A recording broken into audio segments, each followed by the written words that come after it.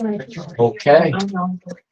Good morning, October 7th, and we are at our Economic Development, Historic Preservation, and Environmental Conservation Committee. And we will start off with the roll. We have Dennis Brennan, James Bodie, Elena Finnan, Kevin Walsh, George Strayer, and Laura Robertson. All right, very good. And there's nobody present from the public. Did we get any concerns? I didn't see any.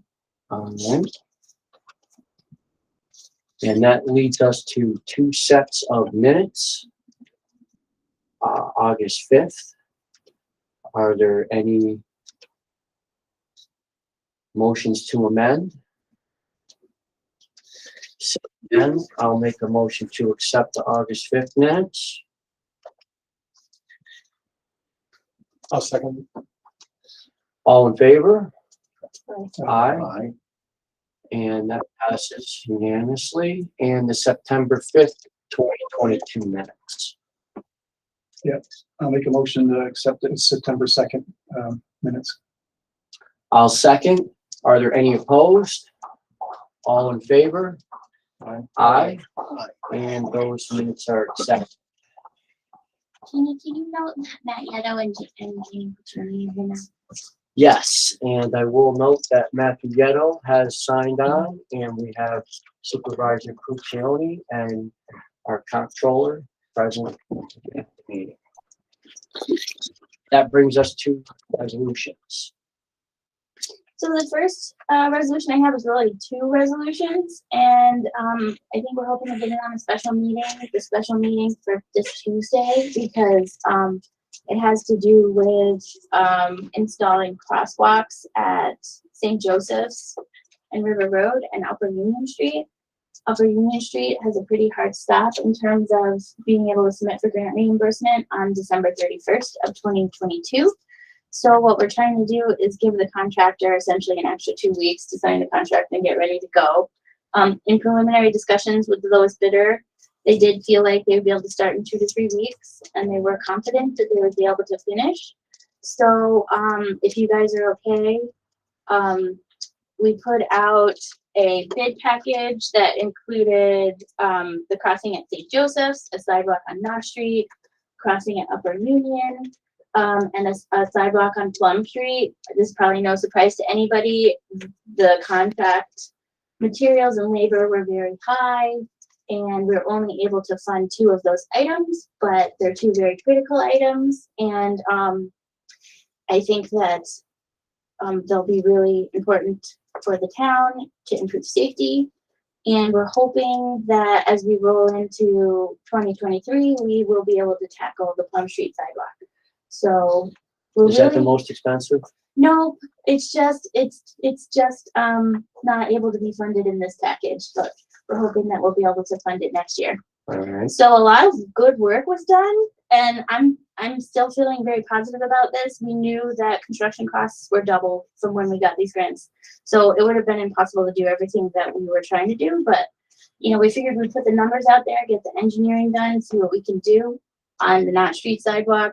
It's too expensive to do right now, but we have full engineering and bid specs for it. So everybody pay attention to, money coming from the Biden administration. This is truly a shovel-ready project that has already been bid. So we're in a really good place for a lot of these. And we got 3 bids, which isn't terrible for this time of year. They were all pretty consistent, and the lowest bidder, taking into account the critical, the St. Joseph crosswalk and the Upper Union crosswalk, which are 2 top priorities, was Malloy. And then, so we have a resolution for them as the lowest bidder.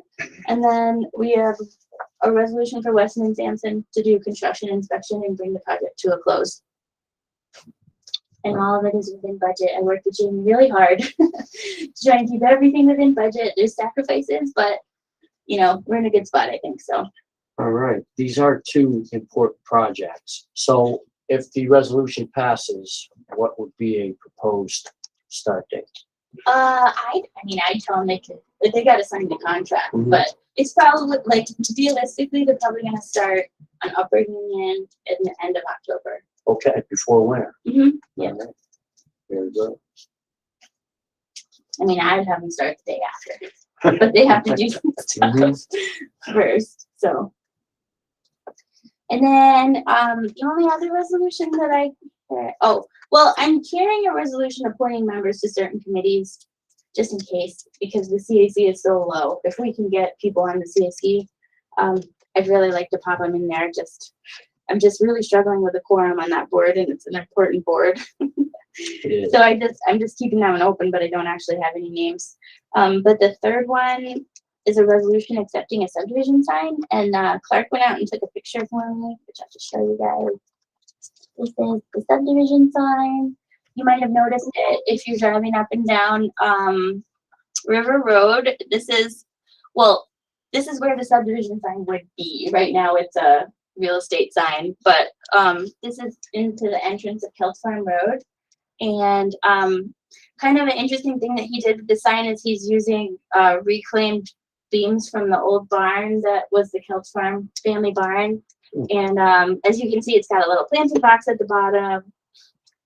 And so the town enacted a code to allow subdivision signs. Subdivision signs in the planning world are generally speaking a good thing.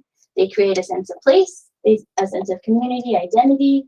And we added them into the code specifically because subdivision signs are good for people, generally speaking. They identify their neighborhood with name.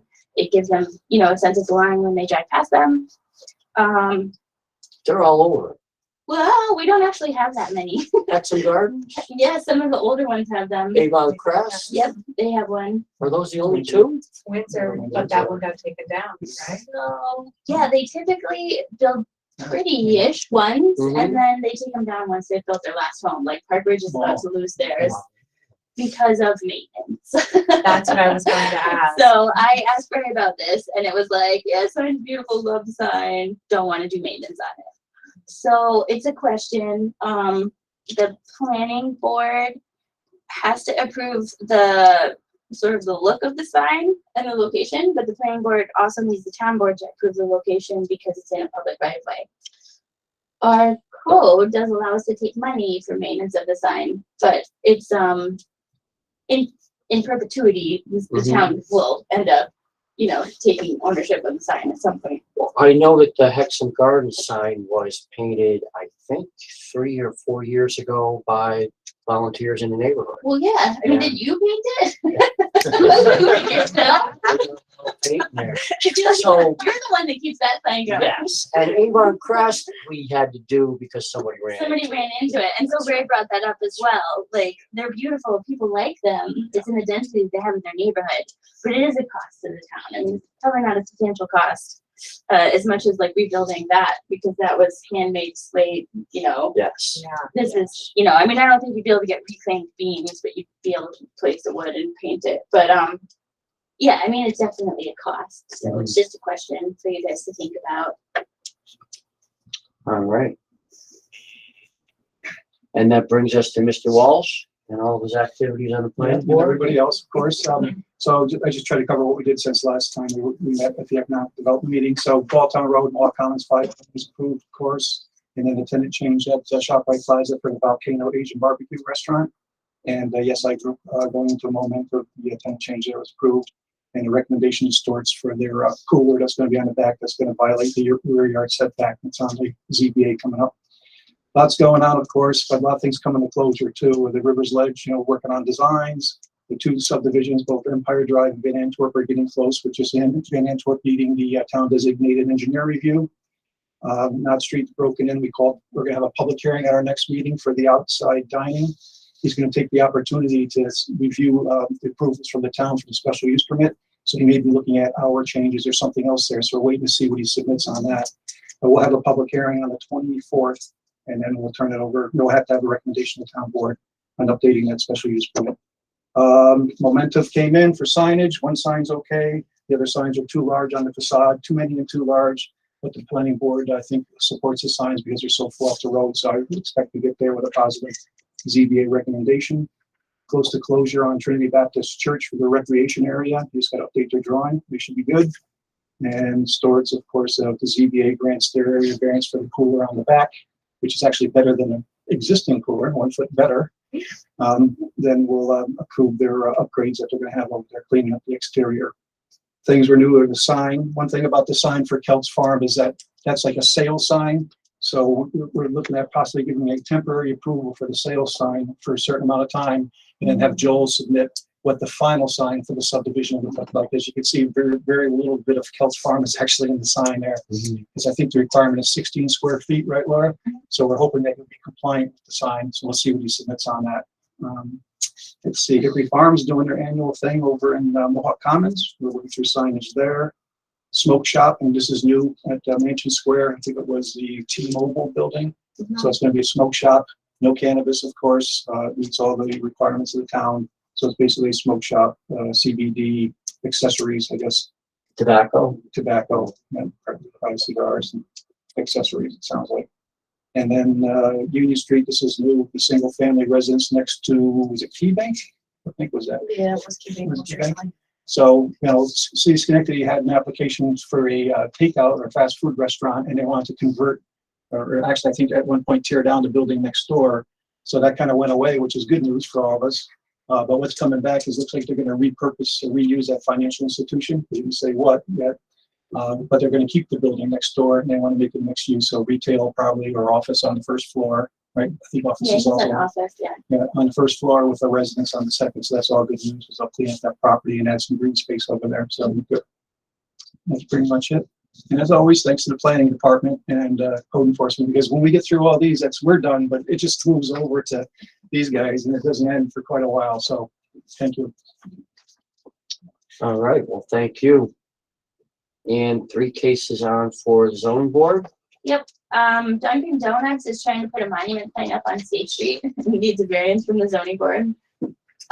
Stewart's to Kevin's point has to ping pong back and forth between planning board and zoning board, so that's on for zoning board this month. And then we have a residential case for 2 front yards. So for the grants update, Ray just finished updating the quote so that we're as close to $5,000 as we can possibly be. I never like to leave any money on the table. So we're submitting the LED lights to NYSERDA, if not today, very early next week. And then we'll be able to purchase those and install them once they're approved by NYSERDA, which I don't expect any problems because NYSERDA loves LED lights. They check all the boxes for NYSERDA grants. And then again, just the construction update for the crosswalks, as long as all goes well at the special meeting. Hopefully we'll see that happen.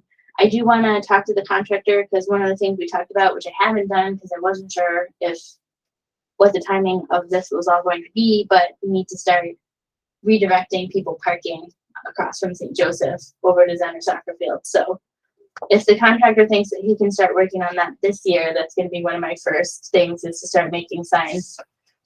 First telling them, eventually this parking lot's going to close. There's a parking lot in Zenner Soccer Field. Then I think putting up barriers, and then once the construction starts, they'll just need to drive a little half-mile down the road to a much wider and better parking spot for them, so that people can safely cross the road and not interfere with cars backing out onto the road. So, Laura, is it typically cyclists, walkers? it's both. both? Yeah, Complete Streets did a count there, and it's definitely both.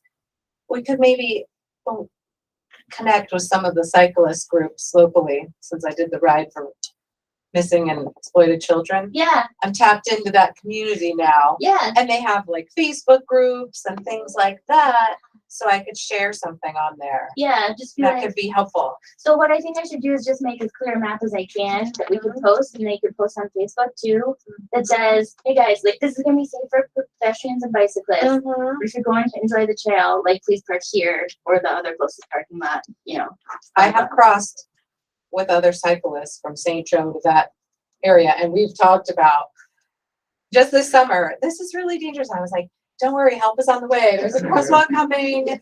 So I think disseminating it in that community, I think Yeah. everybody will be more than happy to comply with parking at Center. I think they will To follow the too. rules. Yeah, I mean, it doesn't make sense for people to be crossing the road into parked cars. Like it's just, Yeah. we'll make it better. And then the One cars, had a story about someone being clipped. yeah. Well, Nothing too terrible happened to the Mhm. human, but Mm. it was enough to make me say, Mhm. don't worry, you know, like, we had a crosswalk coming. You wanna go down there 3:30 to 5:30, you don't Yeah. wanna go anywhere near that. Yeah. Between Capital and GE, when it's all go downhill, they pick up speed Exactly, too. yeah. But the weird thing is, there's nothing that stops the cars from actually pulling up and parking on the bike path. Like, there's no delineation, like, the whole situation, Needs it improvement. needs improvement. So that's all going to be fixed under that base bid. Great.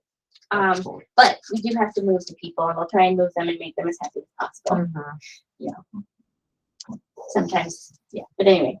So, Complete Streets has been, I think, very successful this year with a lot of recommendations, planning for easements. I'll probably talk about that at budget, but the mini roundabout demonstration they've been working on, we discussed it at length at the last Complete Streets meeting, and I think we're just going to move it until spring of next year. We don't want to rush it.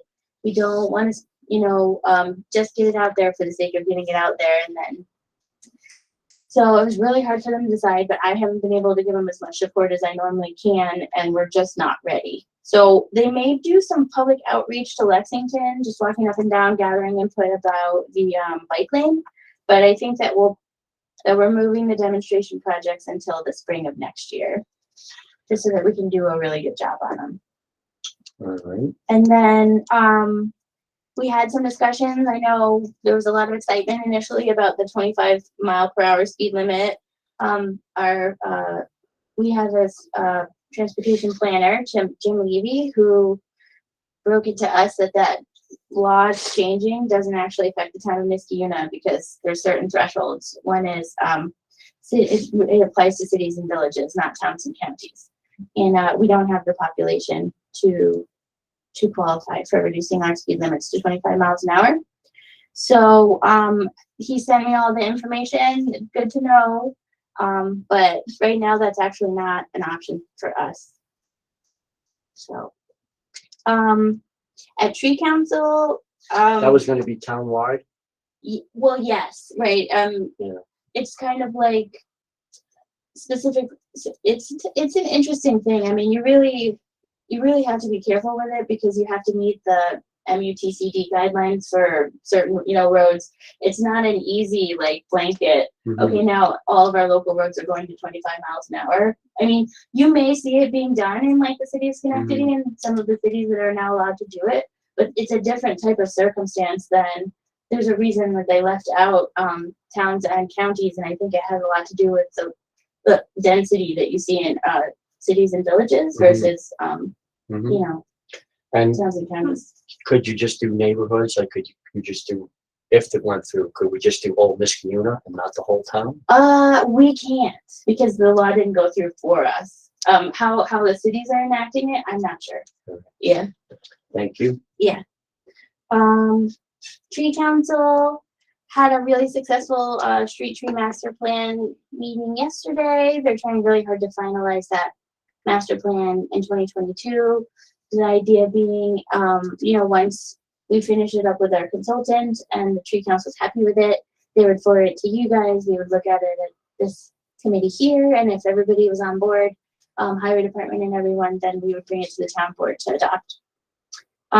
The big tree hunt is closing. Thank you for announcing it at the town board meeting.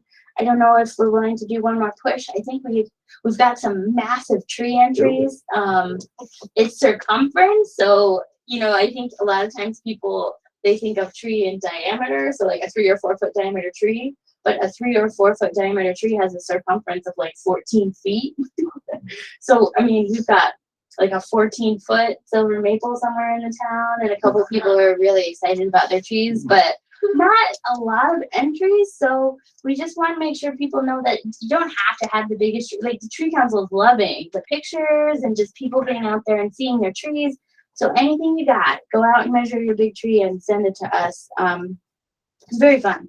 And what we were thinking is we'll award the biggest trees based on the tree hunt when it closes. But if somebody along the line finds a bigger one, just send it to the Tree Council and we'll keep a running total of the biggest trees in the town of Niskayuna. So Laura, how do you But do there's some that? big You ones. just measure the circumference and send it in, or? Yeah, so what we didn't want to worry about is people going home and trying to do math to figure out what the diameter was, because unless you're a forester and you have a diameter tape, the only way you can measure the diameter of a tree is with the circumference. Mhm. So, I mean, we can figure out the diameter from the circumference, Yeah. but we just ask people to send in the circumference. So yeah, so you can do it a bunch of ways if you don't have a long, you know, like I tried to use my mom's like sewing tape, but it's only 3 feet. So Lily and I were like holding on to the tree that we were measuring in our yard. But I mean, you could just take a piece of string, do the diameter, and then bring your string into your house, you know. Yeah, so there's all kinds of ways you can measure it, but There's a lot of 3rd through 6th graders who should really know how to do that. Yeah. I Yeah. did not know it's like a geometry class. It sounds Yeah, like. well, Oh, we they were should be able to do it. trying to make it simple, so all you have to do is send us the circumference, you know? Which is, so you can Right take that about- measuring tape and just go right around the tree. Yeah, mhm. Yeah. And then send us those numbers, but they're big, right? Because circumferences, I mean, I was like, no, they mean inches, but no, it's 14 feet. There is a tree that's 14 foot Yeah, around. it's a 4 foot up, right? At 4 feet 4 up. feet up, Yeah. okay. So it's pretty cool. So we'll have to go find that one. And everybody's taking a picture of themselves with the tree. So Right. that's what they submit. So it's very cool. I You don't have to The take a squirrel hike with the around tree. the forest. Yeah, 13 If foot. it's not in my yard, maybe I can find an even bigger one in a forest somewhere. well, that's what Lily and I were doing. So Oh, a lot of people are submitting silver maples because they're big and all this, you know, right? I think the 14 footer is a silver maple. But we have a lot of smaller trees and we have an other category and the forest in our yard is a shagbark hickory. So Lily and I were going through our forest trying to find the biggest shagbark hickory tree. And we were measuring them all and we found one that's 7.5 feet diameter. Wow. That's a huge shagbark hickory tree. Yeah. So I'm pretty sure that we're gonna win the shagbark hickory. Oh, okay, so if you have an exotic tree. that's Yeah. native, But somebody might beat us, but it's a pretty big tree. So, yeah, so go out and measure all your trees. And if you can't identify it, it's no problem. The tree council will go out and look. We had a couple of people send us a big tree and say, I don't know what it is. So, Carol's gonna go out and figure out what they are for people. And then Ray and his guys were super helpful. They planted all the elm trees. They came in on Friday. They were at the senior center and at Aqueduct Park. They're little, but that's okay. It's okay to plant little trees. They typically have much less stress when you move them when they're that little. And we have planted a bunch of little elms at Flatnick Park, and I don't think we lost a single one of them, which is amazing in the drought and everything.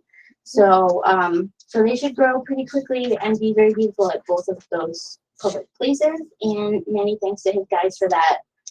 And then I know we're putting it in the newsletter, but it is time to do a gypsy moth email blast for people to scrape the eggs off their trees. So it's easy to forget about the the chaos of the midsummer when everybody's trees were defoliated and everybody got upset because most trees, generally speaking, grew a little bit of leaves back and, you know, things look relatively more normal now. But it's time to go out there and scrape the orange spongy egg masses off the trees. And if you don't, where will they be located most likely? Kind of everywhere. I Like, mean, how are you supposed to reach them? yeah, you know, Scott Moxon says you can't get them all. And so sometimes he's like, if that's stressful for you, don't even try. But every egg sac has like 1,000 spongy moths. So like Wow. every egg sac that you remove is going to help. Mm. You know, like he's like, it's not going to change the course of the infestation, but it's probably going to help your tree if you can get as many as you can. But yeah, but the little stinkers, like you don't just scrape them because they can still survive. They drop into the earth. So you scrape them into a bucket of soapy water. So what we're gonna do is send pictures of what they look like and talk about the soapy water and then do an email blast probably next week. Yep. And then, and that was something a lot of people asked for, because even though the DEC forester was like, like people don't want to feel helpless, and it's something you can physically do to help. So, yeah, but some of them are too high. Like I looked up one of my trees, and there's an egg sac that's like 15 feet up the tree. Like I can't get that one, but I'll get all the ones that I can reach. And they're on trees. They're actually, I scraped some of them off of the side of my garage. Like if your garage is like tucked into the forest, like go around the bottom of your garage because they stick themselves to like anything. Buggers. So yeah, so we'll send that out. The Conservation Advisory Council has Did been, we put, I'm sorry, did we Oh. put that in the newsletter? yeah, she did. Okay, good. Yeah, she did with a picture. how many do we need on the advisory council? I think we need three. Great. Yeah, three. I have somebody that Ashok is trying really hard to convince. So I'm really hoping that we'll have a name. Another union person, I think. Is that the lady that came to the? Yes, he's trying really hard with her. Nice. So yeah, so Conservation Advisory Council really needs people. They have been looking at different conservation initiatives in Bethlehem. It's very preliminary. I think Ashok's gonna put together more information for us to look at. They've been working really hard on planning projects. But another email blast, I don't know if we combine them or we join them together, is that right now is the perfect time to overseed grass so that you don't have to use as much pesticides and fertilizer in the spring. I tried it on my own lawn for the first time this year and it's making a difference. So I would like to get an email blast out for the pesticide-free outreach to get people to put some grass seed down. It's really perfect growing time. And so it's good to do it in the fall because the weeds don't like the cold and tend to die down, and the grass can last much longer. So you get, it's not competing. In the spring it competes, in the fall it does not. So the weeds start to get kind of funky and, you know, die back, and then you put the grass seed on everything, the grass grows up, and then you don't have as many weeds next year. So it's a great way to take care of your lawn without pesticides. Or can I just note that we've had a lot of pesticide-free signs We have. being sold lately. I don't Yeah, I just know. had another like 3 yesterday. so- Wow. Which is Good. great. It's Yeah. great that it's Huh. going well. Yeah, we haven't been doing email blasts or posts really, but I've noticed that too. People have been trickling in and getting their signs. I People are think seeing somebody, them on each other's lawns. I think somebody stole mine. Oh, You got it. I had an extra one. Lily got very excited at Arbor Day and bought another one with the $5 that I gave her. So I think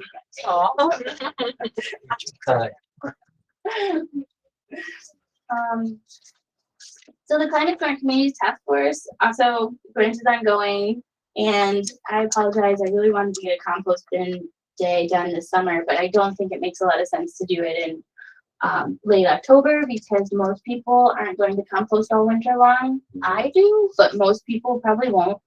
And it's not really a great time to set up a compost bin because it's not going to compost very fast in the winter. All the little critters are kind of slow or sleeping.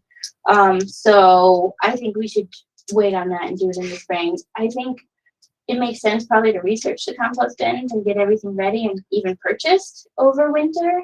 And then we'll roll them out in the spring, and that way people will use them as it's starting to get warmer, can use them all summer long, and hopefully really enjoy composting.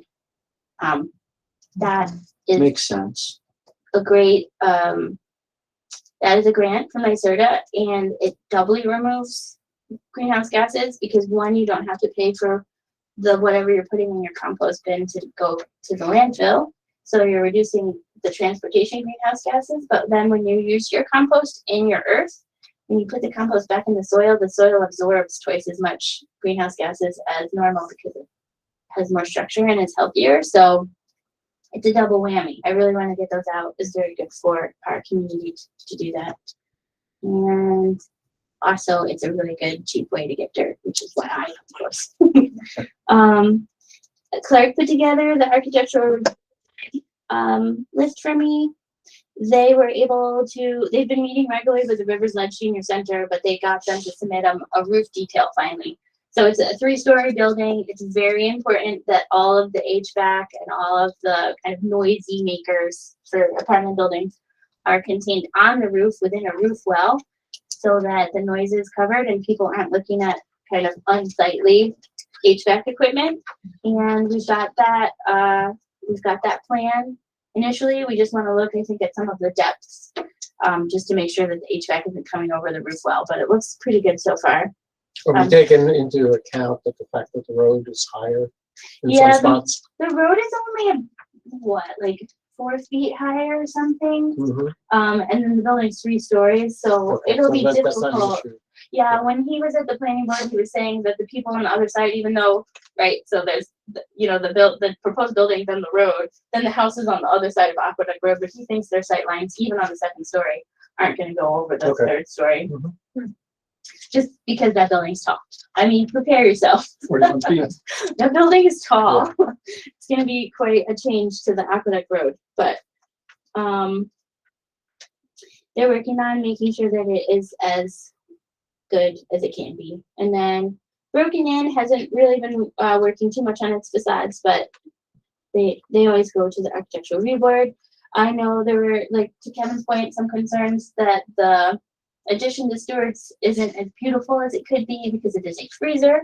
Stewart's has worked through this, I think, a little bit, and they truly think that they have permitted the best option forward, but they're talking about it at the architectural review board just to make sure, and Clark's talked about this before, but the Couch Farm single family homes, I think they're pretty much done at architectural review board.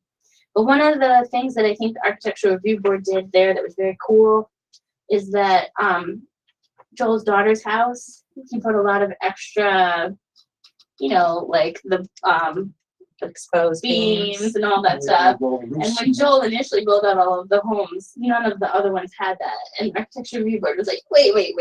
So they made him put beams into all of those homes. So they're all going to have that rugged beam look, which I think, I get maintenance and I do want to sometimes help. But if you've got that, the sign with the beams, these houses with the beams, and then the gazebo's up, we put up some old pictures of what the Couch Farm looked like. I think it's making a nice neighborhood. Was that a big added cost to have them do the beams? I don't know that. I'm not sure. Must have been some, but it might not have been big. Yeah, that'd be my guess, but I don't know. Or can I get one more thing, just because I think it'd be good to, so we got another, application for building with the, next to the Broken In, the liquor store is gonna re-spruce their sign too, and they're gonna try to keep it in kind of line, and I think, Metroplex is helping a bit with that. Yeah, So you see, it's like kind of, it's exactly what we wanted to happen, right? The Yes. county invested in the sidewalks and the road, and they were hoping that once money started flowing towards that plaza, that facade upgrades would start to happen, and the liquor store is taking advantage of a facade grant with Metroplex up to redo the sign. Kind of the same model they used in downtown Schenectady. Yeah, we were. Worked really good. I was talking to the lady and she was very happy with the timeline. They finished early. She thought that they were responsive, and I know there was a lot of concern that the construction was going to drag on and close all the businesses down. It went very quickly, and I have heard only good things.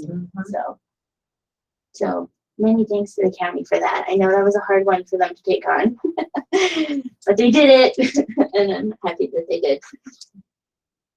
The comprehensive plan committee, they're jumping here, working really hard on. I feel like you do CAC. Sorry. Yeah, we're working on a vision statement, and we also are looking at different ways to outreach to the community so we can get broader participation within the assembly of the plan. We're looking at maybe neighborhood meetings, maybe a workshop at the town hall, and possibly a questionnaire that we're going to send out. We have also divided the town, like we did last time, into neighborhoods using the previous divisions as a starting point, and we've assigned each of our group members to go out, look at the areas and be advocates for that particular area and come back to the committee. And basically, it enables the group to get a view of the state of the town. We're moving along. We've also looked at some of the other neighboring town plans, Guilderland, Half Moon, Bethlehem, yeah. And we also looked at the APA guidance for the master plan, which is actually a resource. So I think we're really have some solid ground to start, really digging our teeth into it. Excellent. Thanks, Derek. You jump in when I'm talking on CAC. Yeah. Building department wanted everyone to know it's Fire Prevention Week, October 9th through 15th. We will put out some cute flyers for kids, reminding them to do things like make their parents check fire alarms and things like that. But there's also a lot of information if anybody's interested that is for adults for Fire Prevention Week. And then this one is near and dear to my heart because I've not realized how often I lean on Starbucks for lunches, but it is hopefully opening by the end of next week. We just need to get the Department of Health in there to do their inspection. The building department's happy. So we gotta just get Department of Health in there to say okay, and then I think that that should open back up and life will return to normal. That was hard. I was talking to one of the contractors and they were saying that it doesn't matter how many trucks are parked in the drive-through, people are still trying to drive. No kidding. Anyway, so to Kevin's point, Volcano Bistro got approved. I'm very much hoping to see a building permit, but I don't think we got one yet. Have we, Jean? Yeah, I'm excited for that one. I haven't done movement on the Council Road sidewalk, but Held Farm is very close to being done. There's just a couple outside items that Clark mostly has been working on. And then Elena, did you want to talk about the court cases at all? We haven't really gotten anything back yet, have we? We're waiting decision on the Article 78.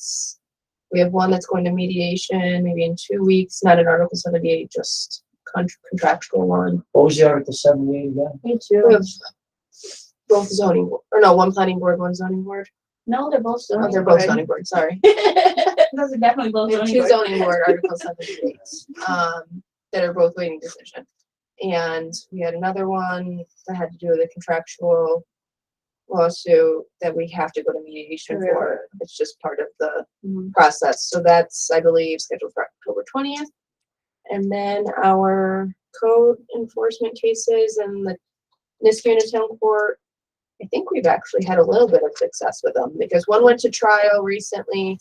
We're waiting decision on the trial, but the violations are being cleared, I believe, as we speak. So hopefully the neighbors will be happy with that. We have another one that was in the process of being worked on. I'm not sure the status of. And then we just have one other open that hopefully will be resolved this month. Mhm. Yeah, they take a long time. They're hard, but I do think that all three of them are probably gonna wrap up soon, hopefully.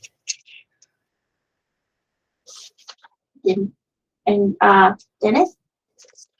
I've reached out to, since I got back, I've reached out to Jim, but I haven't gotten hold of him yet, so, hopefully we'll be able to move along. He suggested that we get a couple of dates to give to Charlie.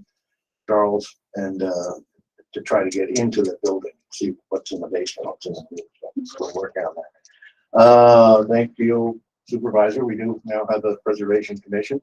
I've scheduled a meeting. I'm hoping we're going to get together next Monday and we'll get started on that. The logo work group is met this week and they're moving along trying to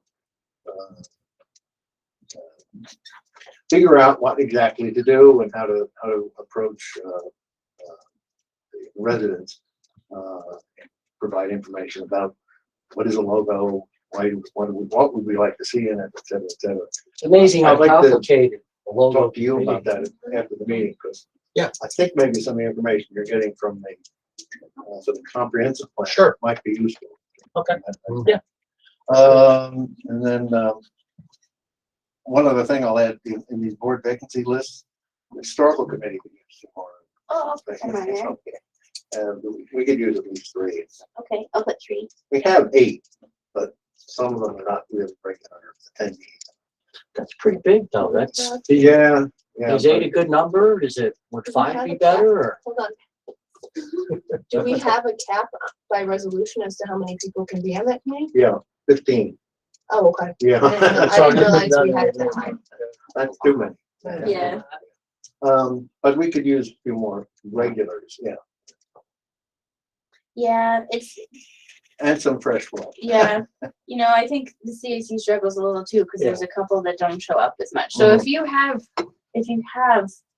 really regular attendees, then you're all right. Yeah. But if you have 8, but really only 5, Right. Yeah. you're getting really low. Yeah, you have to worry about forums and stuff. I mean, Yeah. I've worried about that. Yeah, quorum has been tough at CAC right now. Is the solution recruiting more people or is it revisiting the actual size of the committee? But I think if we had 3 more members on the CAC, I think it would be fine. What's the resolution for that? How? We're 3 is 9. 9. So we're 3 short, so we have 6. A max of 9 for that. So that becomes problematic in the summer in particular, because people are away. And like, for example, the last meeting, I was out of town, so now we're down Mhm. 1, now you're at 5, and if 2 people don't show up, then you're in trouble. So what if we knock that down to 7? Exactly. Well, so the only issue with that is that the CAC is not the same as regular volunteer committees in that they do have some legal requirements per law, which a lot of the other committees don't. And like the planning board has 7 members but 2 alternates. Mhm. So it's much easier to staff them. Like, you know, if you bring CAC down, right now they have 6 and we're struggling. Like just Yeah, I bringing it down wouldn't- to 7 is probably not gonna make as much of a difference as fully staffing the 9. Yeah, having been on the committee for quite a while, when you have 9, it works well. You typically have 7. You have 7, so it works well.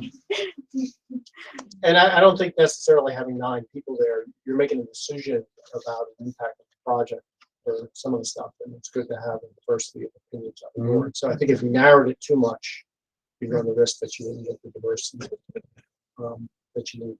How did we come up with 15 for historical? I think that was like about the number of names that we have. Oh, Well, I don't know who came up with the number 15, it wasn't me. We've got a lot of room for subcommittees. all right. Is there anything further for the good of the order? I will make a motion to adjourn. A second. Any opposed? We are adjourned. Thank you all. When's the next budget? What time? September. I think I can do that. Okay. I thought about that myself, but I wasn't sure what was done.